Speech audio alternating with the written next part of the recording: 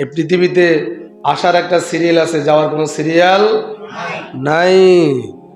রব্বুল আলামিন বলেন, কুল্লু নাফসিন যায়িকাতুল মাউত ওয়া ইন্নামা তুওয়াফাউনা উজুরাকুম ইয়াওমাল কিয়ামাহ ফামান যুহজিয়া আনিন নার ওয়া উদখিলাল জান্নাহ। রব্বুল আলামিন বলেন, পৃথিবীতে যারাই প্রাণ নিয়ে আগমন করেছে, পৃথিবীতে যারাই জন্মগ্রহণ করেছে, তাদেরকে একদিন চলে যেতে জোর মিলেই মরিতে হবে। যেহেতু আপনি জন্মগ্রহণ করেছেন, সেহেতু আপনাকে অবশ্যই চলে যেতে হবে।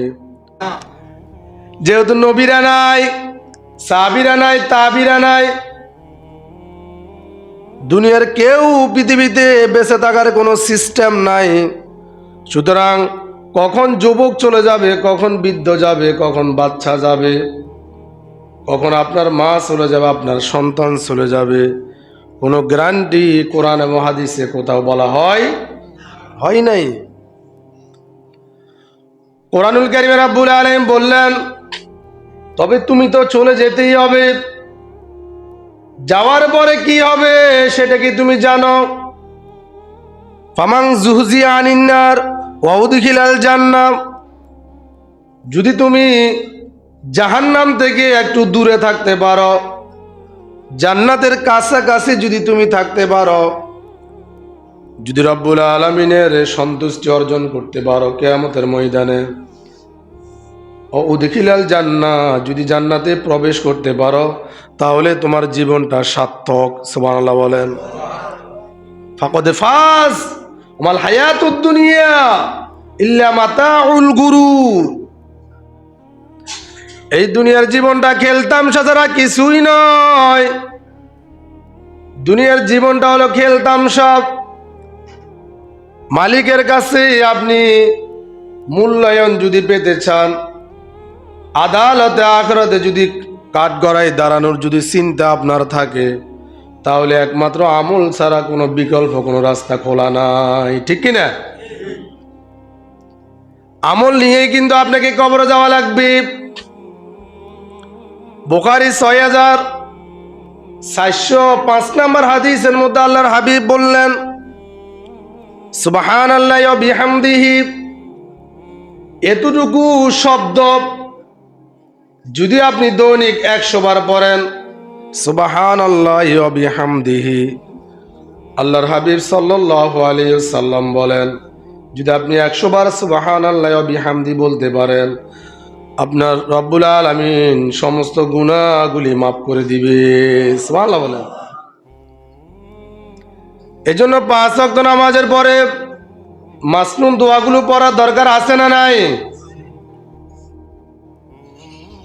যদি আপনাকে জাহান্নাম থেকে দূরে রাখা হয়, জান্নাতের কাছাকাছি রাখা হয়, তাহলে আপনি সার্থক, তাহলে আপনি মুমিন। কদ আফলাহাল মুমিনুন আল্লাযীনা হুম ফি সালাতিহিম খাশিউন ওয়াল্লাযীনা হুম আনিল লাগwi মুরিদুন ওয়াল্লাযীনা হুম লিয-যাকাতি ফাঈলুন।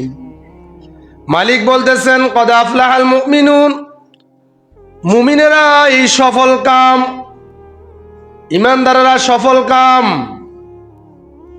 তারাই হলো আল্লাহ তাআলার পছন্দনীয় বান্দা, যারা ঈমান আনয়ন করেছে কার উপর? আরো জোরে বলেন, কার উপর? আল্লাহর উপর। এই কথার উপর আপনাকে ইস্তেকামাত থাকা লাগবে, মজবুত থাকা লাগবে। আপনাকে কোনো সন্দেহ করা যাবে না। সমস্ত ভাগ্যের উপর আপনি আল্লাহ তাআলার প্রতি ভরসা করবেন। ভালো এবং খারাপ মন্দ যাই কিছু হোক না কেন কার পক্ষ থেকে, যদিও আপনার কর্মের কারণে আল্লাহ রাব্বুল আলামিন আপনার কর্মের কারণেই কিন্তু আপনাকে অনেক সময় অনেক গুনাহ থেকে আপনাকে বাঁচিয়ে দেয়, অনেক বিপদ থেকে আপনাকে আল্লাহ তাআলা বাঁচিয়ে দেয়, অনেক পাপাচার থেকে না আমলের কারণে, দোয়ার কারণে আল্লাহ তাআলা আপনাকে বাঁচিয়ে দেয়। কোরআনে কারীম জানিয়েছেন, ওয়ালানাবলুওয়ান্নাকুম বিশাইইম মিনাল খাউফি ওয়াল জু' ওয়া নাকসিম মিনাল আমওয়ালি ওয়াল আনফুসি ওয়াস সামারাত। জলের স্থলে আপনার অনেকগুলো ক্ষয়ক্ষতি হওয়ার কথা ছিল, সাগরের মধ্যে আপনার মালগুলো নষ্ট হয়ে যাওয়ার কথা ছিল, ঘরের মধ্যে আগুন লাগার কথা ছিল, সন্তান কখনো আল্লাহ তাআলা নিয়ে যাবেন, কখনো আপনার আব্বা আম্মাকে আল্লাহ তাআলা নিয়ে যাবেন, আপনার মাল নষ্ট হয়ে যাবে, ওয়াল আনফুসি ওয়াস সামারাত, আপনার ফল ফলাদি নষ্ট হয়ে যাবে,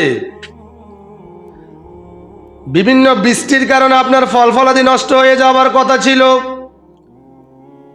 এগুলো থেকে রব্বুল আলামিন কখনো কখনো আপনার আমলের কারণে, দোয়ার কারণে আল্লাহ তাআলা আপনাকে বাঁচাইয়া দেন।